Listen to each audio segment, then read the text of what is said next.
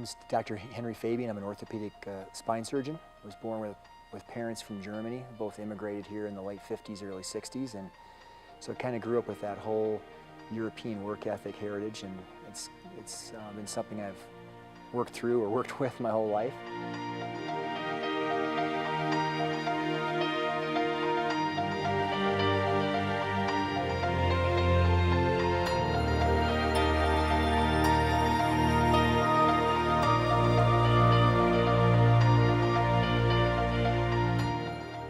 Came back to Cleveland, again to home, and practiced privately there for 8 years before seeing an opportunity to move out to Colorado and out to Steamboat.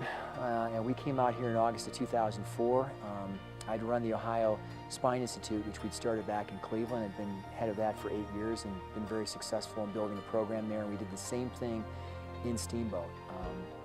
When I got to Steamboat in 2004, they had not performed any surgery on spine.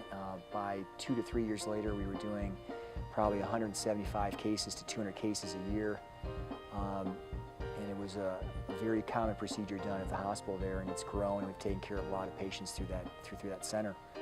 You know, it sounds cliche, but the most enjoyable part of my practice as a spine surgeon is helping people. I mean, I guess I could get some satisfaction out of the design work we do with new implants and new surgical techniques, but the focus there is always swings back to think, well, how is this going to make it better for the patient? How is it going to make it easier for them and their families to recuperate and rehab?